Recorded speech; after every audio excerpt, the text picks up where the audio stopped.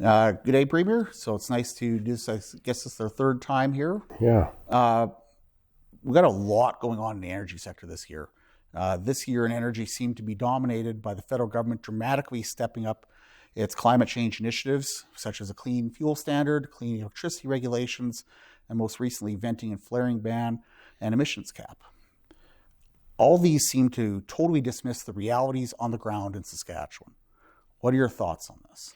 Well, the four that you mentioned, you can add the carbon tax to it as five. And you name me another place in the world that is facing that type of regulatory pressure, an oil-producing region in the world, and there isn't one. You name me another place in the world, an oil-producing region in the world, that has a net zero oil company operating, has companies with a record of 59% reduction in methane emissions over the course of the last 3 years alone. There isn't one. And those are Saskatchewan companies. That's why we were at COP28, was to allow those companies to tell that story to the world and ultimately to their customers. That yes, the oil industry is doing better each and every year, is reducing their emissions to the point of having the only net zero oil company operating in the world, operating right here in Saskatchewan.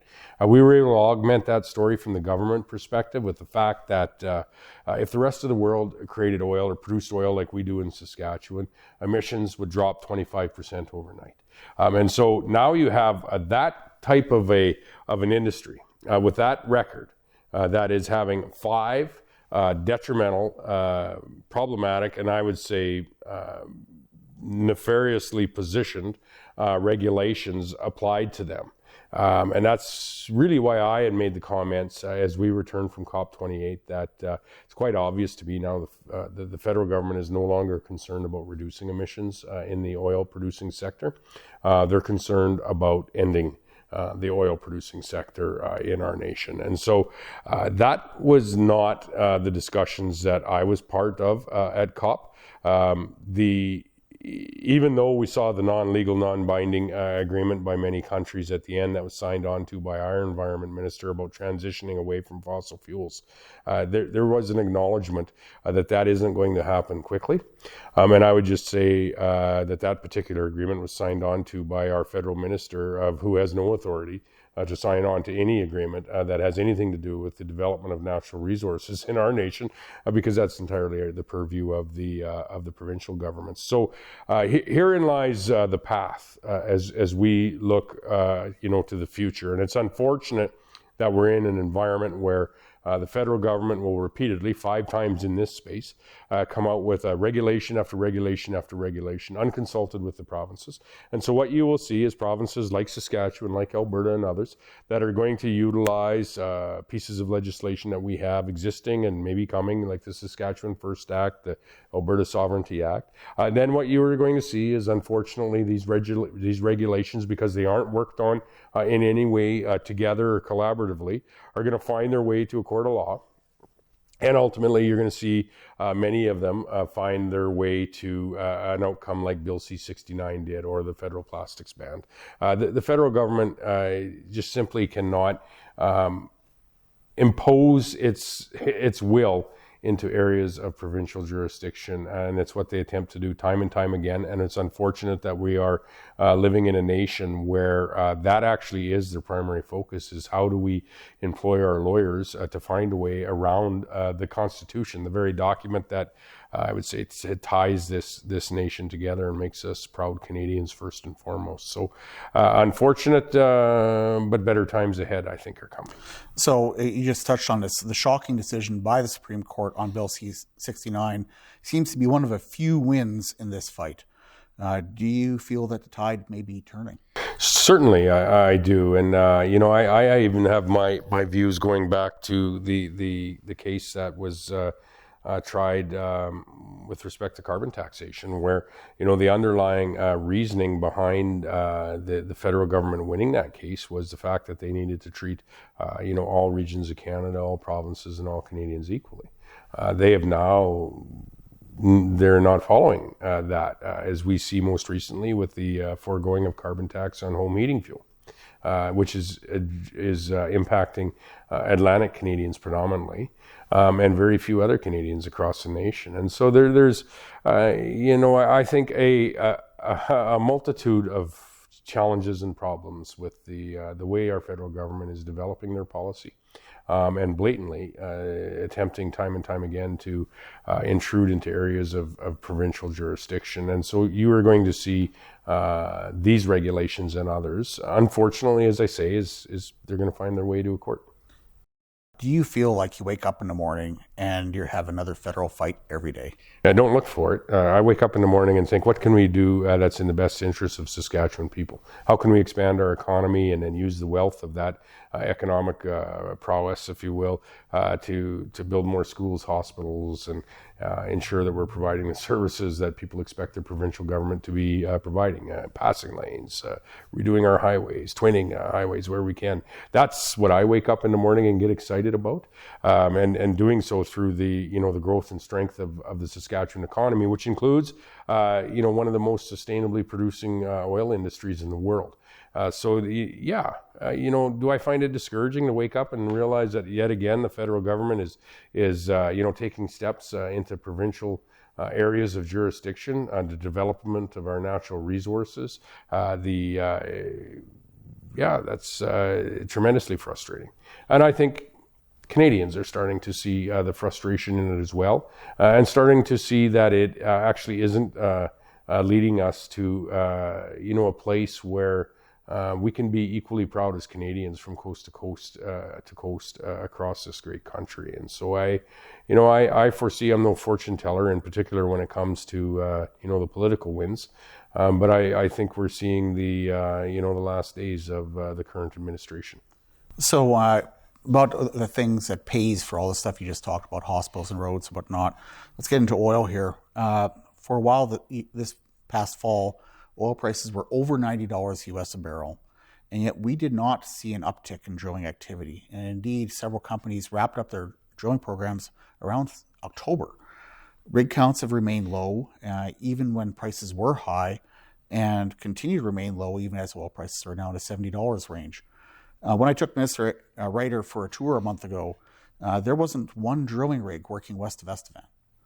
Is your government doing anything to reinvigorate oil drilling activity in Saskatchewan? Yeah, what I've asked Minister Ryder to do time and time again is to reach out through yourself, but also directly to the various oil producing regions we have, because I have the same concern you have, is we're not seeing the level of new drilling that we should be seeing in what is traditionally pretty strong oil producing areas of the province.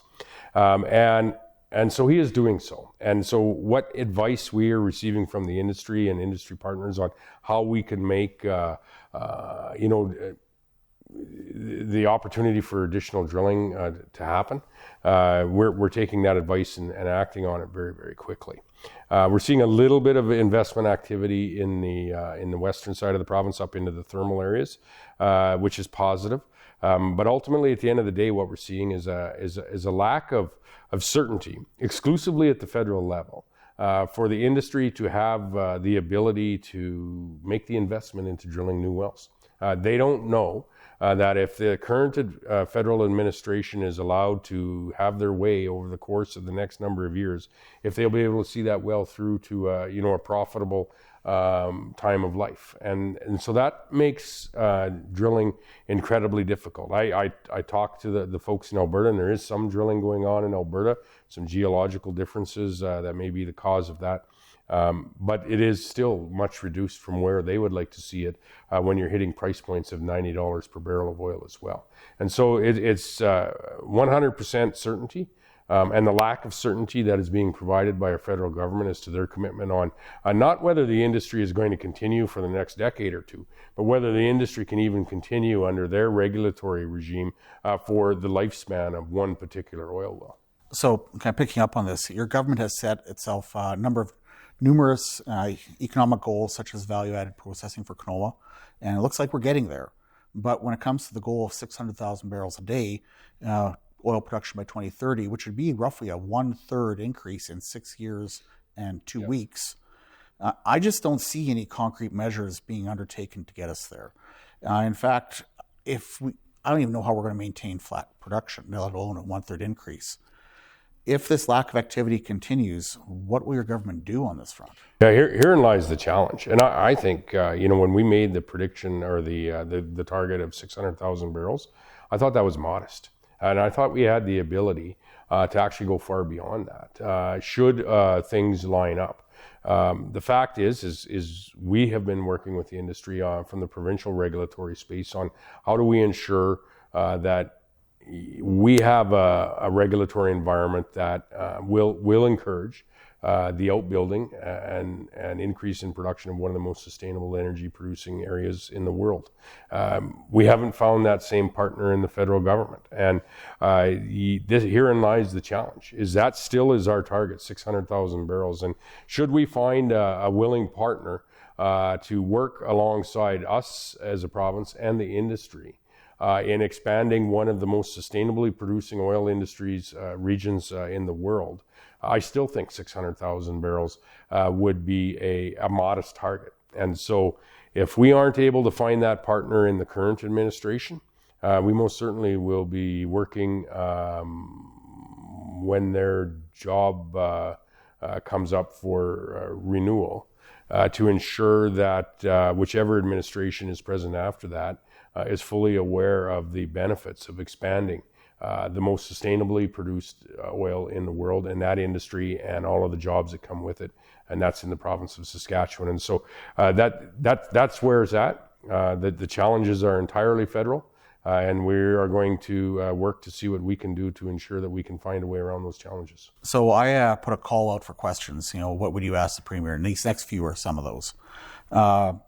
To what do you attribute the lack of capital in Saskatchewan on new drilling as compared to other provinces? And I guess you kind of touched on this. You're saying it's the feds. There's a little bit of geology in Saskatchewan's case, but I think even if you look at Alberta, there's some drilling that is occurring, nowhere near the level that it should be at $90 oil. And in Saskatchewan, I would say that same statement is true, nowhere near where it should be when we're seeing $80 and $90 oil, all due to certainty, that is, the lack of certainty that's being provided by the federal government. If there's certainty that we're missing at the provincial level, we'll look at it. And we've asked the industry time and time again to point that out, because we want to provide that regulatory certainty so that if you're going to make a $1 or $2 million investment in drilling, and bringing a drilling rig in and, moving forward with a proposed well, that it isn't provincial regulation that is going to be hindering that kind of investment. So, and on that note, some Saskatchewan producers are not happy, and larger producers are exiting and or not deploying capital to grow barrels here. There's continual griping that I'm hearing from producers about the ministry and the regulatory regime, and they feel that there's ever-increasing regulatory. Almost every week they're getting something new. Does the province feel like it needs to pivot and take a different approach? Yeah, and those are exactly the decisions that consultations that I've asked Jim Ryder to go out now. That's not the environment that we want in any industry in Saskatchewan. We want our regulatory arms of government to be working alongside the industry as to what is not only feasible, not in lowering the regulatory requirements that are there, but to working with the industry to ensure that we are achieving what is feasible in the most economic, simple, and straightforward way. And so that is precisely some of the work that Minister Ryder is working on. So this next one here ties into both the announcement at COP about methane, but also our increasing regulatory on methane. Saskatchewan is primarily an oil-producing province, with gas being an associated byproduct with minimal value. With regards to ever-increasing emissions regulations, what can the province do to help build out the necessary infrastructure that is otherwise uneconomic due to low gas volumes from associated gas? Yeah, and so when the first round, prior to the announcement just a couple of weeks ago, the first round of methane reductions were imposed by the federal government, and then we had signed with the federal government, alongside consulting with our producers, a equivalency rate at which so the producers would be able to work on how it would best work from an economic perspective, achieving the same outcomes province-wide in our methane reductions. I would say largely with a great degree of success, as we had reduced, I think, methane emissions due to venting and flaring, I believe, about 65% in the province over the course of the last, relative to 2015, I think was those numbers, if I'm not mistaken. That was due to investments that were made at the producer level, and through a equivalency agreement that was signed on to by the province, through some advice, in fairness, from the industry, but with the federal government. This next round is going to prove to be more challenging, if it's possible or achievable at all. And so with respect to some of those areas where there is some infrastructure that may have to be looked at, again, those are conversations that we are going to have. And this is where you get into the economics of it, quite frankly, and the consequences of regulatory decisions that are being made at thousands of miles away from the actual producing oil field. And herein lies the challenges of a federal government that doesn't only not consult with the industry, but very little, if any, consultation with the province as well on what's realistic, what can work, and are there other ways for us to achieve a similar or the same outcome? And they don't seem willing to have that conversation. Well, and on that, I have an atlas that used to publish, it's about that thick, of the gas plant atlas of Western Canada. And 99% of it is Alberta. And you flip on any page, there's gas plants all over the place. And in Saskatchewan, I believe the current count is around 10. We have one in southwest Saskatchewan, I'm aware of. I think we have one in west central. I don't think we have any gas plants at all in northwest. I could be wrong on that. But the reality is there's no infrastructure there to tie into at all. Yeah. And if it was economic, they would have already been built. Yeah. But they haven't been. Yeah. So with these new methane, you can't emit anything. I don't know how we're going to survive that. Yeah. It's a new environment, certainly. And I would say in many cases, whether it be clean electricity regs, clean fuel regs, whatever the discussion is, often it is not a realistic environment. And therein lies, some of the challenges. And I think that's why you'll see many of these regulations actually find their way to court long before they ever find their way to a realistic implementation. So you just touched on my next thread of questioning here. I want to get into the clean electricity regulations, which when you did your drawing the line, that was the one that was not counted in the numbers, but it's the 800-pound gorilla in the room. 18 billion. Of all the climate change initiatives, that's the behemoth. And they suggest that the electrical grid must increase by a factor of 2.5 and do so within 26 years and 2 weeks. Meanwhile, on any given day, up to 87% of our power comes from natural gas and coal. So that means not only do we have to replace 80% of our current power, but then multiply it by 2.5. How are we supposed to accomplish that? Is there any realistic way to do this? No, there is not. And you yourself, by just stating, some of the numbers that you have, are 80% fossil fuel today, to not only transition that's about 3,500, 4,000 megawatts, to transition that over 4,000 megawatts, to transition that to something that is zero carbon, plus build out your entire system by 2.5 times, not just your generation system, but your distribution system. And none of that is possible. None of that is possible in any way. And those are SaskPower's words, not my words or your words. And, the fact that you had went through those numbers tells me that you have paid more attention to what the consequences of the reality of this policy are to Saskatchewan people than the federal government did. And so the SaskPower put forward when we did our drawing the line piece on the clean electricity regulations, is not only is it not possible, but to even attempt it is unaffordable. And when you look at, what does the focus have to be from a Saskatchewan perspective, understanding that we own the power utility, the people own the power utility. What are the points that we really need to focus on as we, transition to a lower carbon electrical infrastructure? Well, one, it has to be affordable. Two, it has to be reliable. And three, you continually reduce the emissions in the infrastructure that you have. So how do you keep it affordable? You utilize the life cycle of the assets that you have. And so that is what we're going to do. And SaskPower is very upfront. Our gas plants that we have, 10 of them, they're going to run out to the end of their life cycle.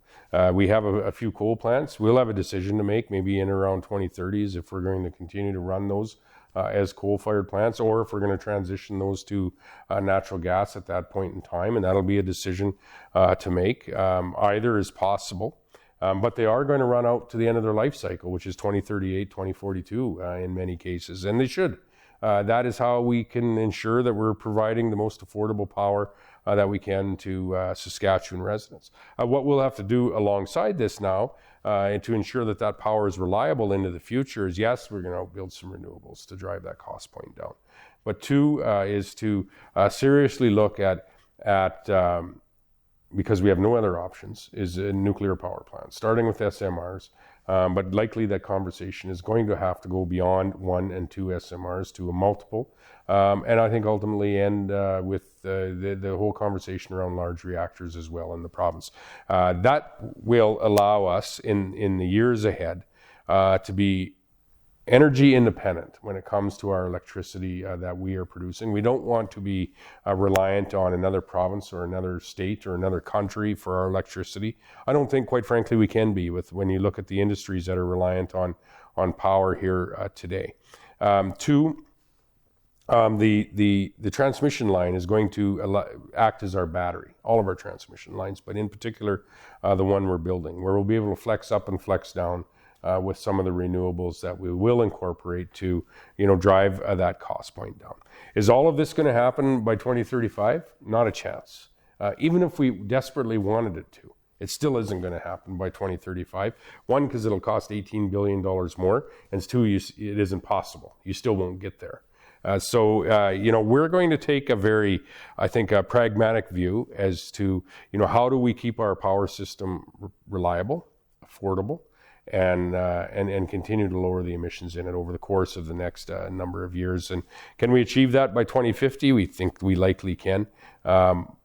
Is it a line in the sand that it needs to be 2050? It can't be 2030, 2048, or 2052. Not at all.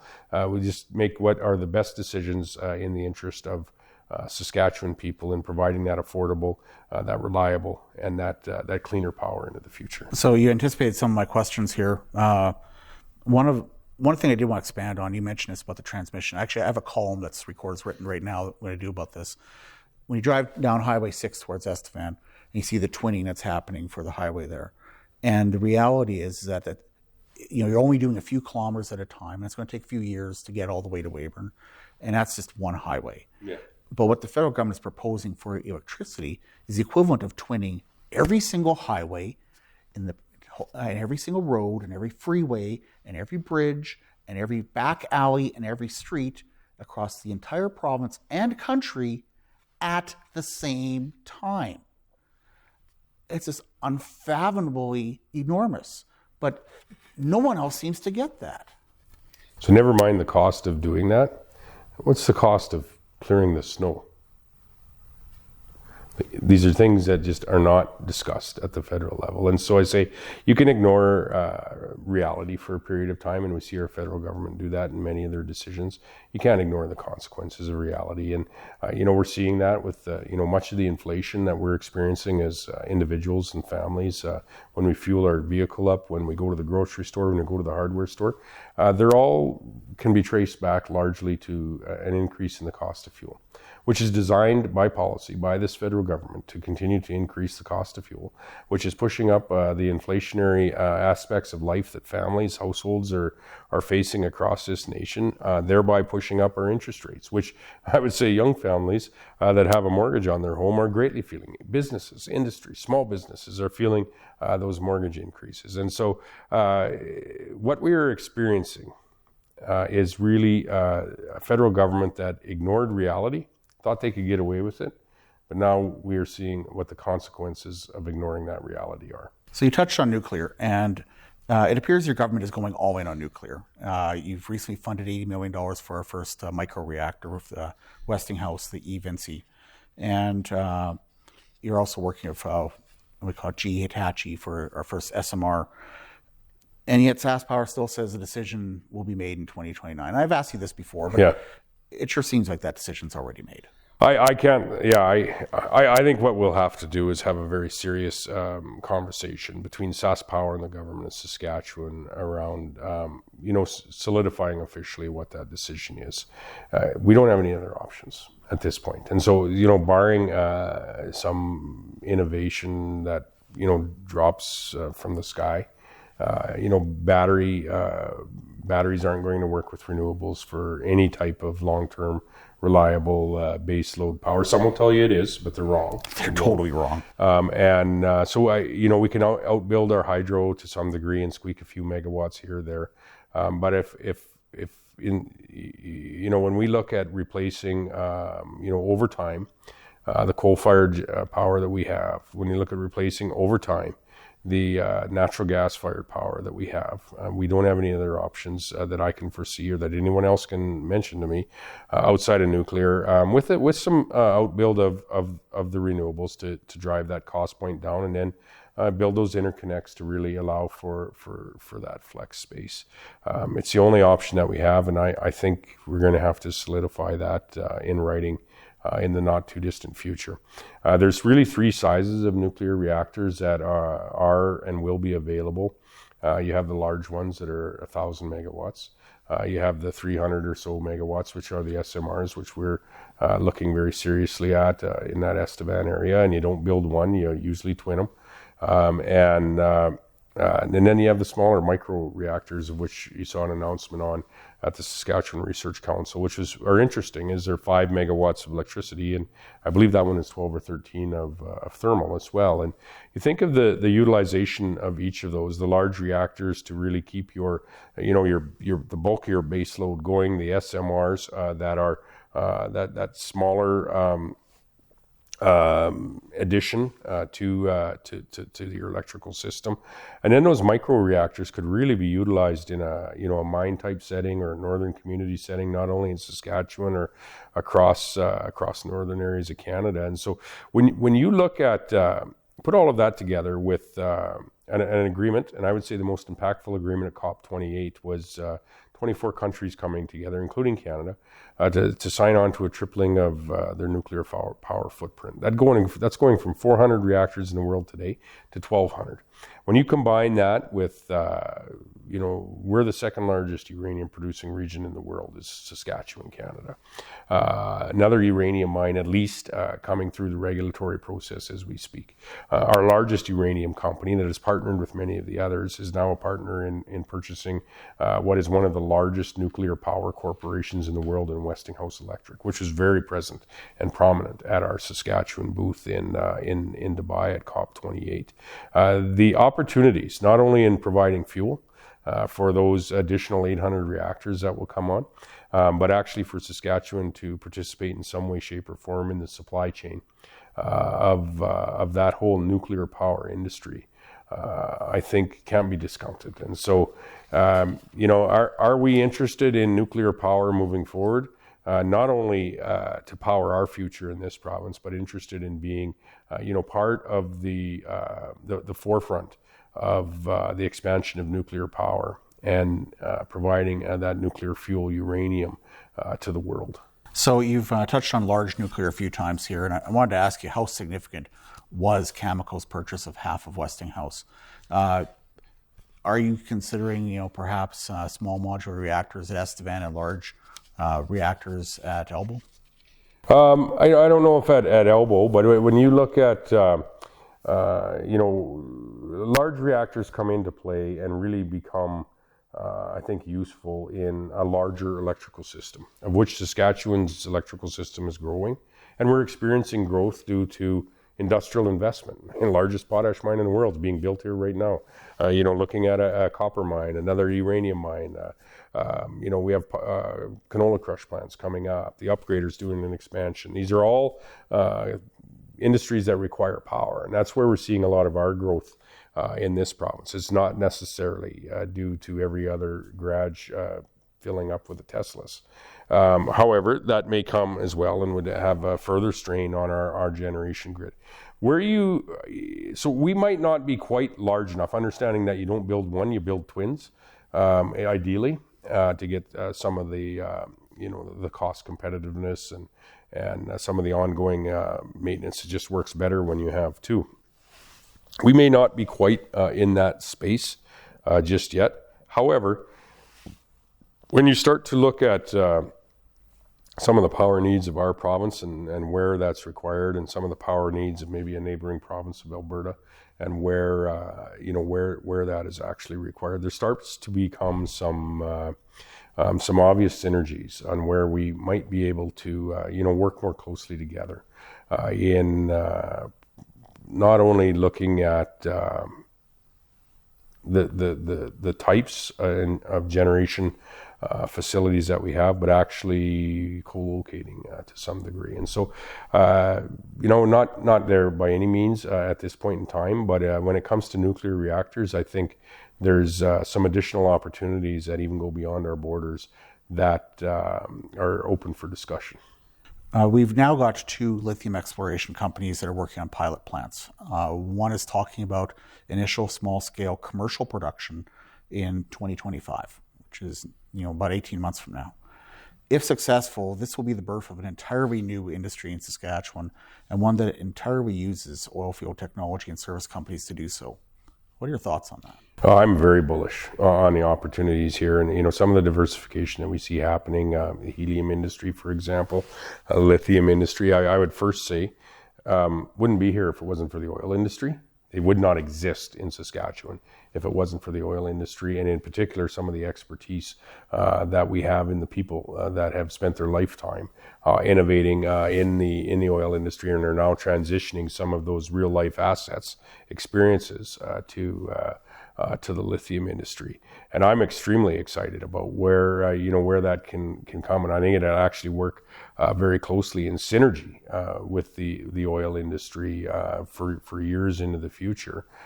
So this is another area where I've asked Minister Ryder to pay particularly close attention to, because as we know, in the early stages of the development of an industry, whether it be a potash mining industry, a uranium mining industry, a rare earth elements industry, there is times when, not to a large degree, but where government needs to just kind of help these industries along, whether it be some discussions around some of the necessary infrastructure or what that might be. And so I've asked Minister Ryder to look, keep a very close eye on this as to ensuring that the government isn't out of step, whether it be from a regulatory perspective or from how we can support the growth of the industry, because I think it's a vital importance.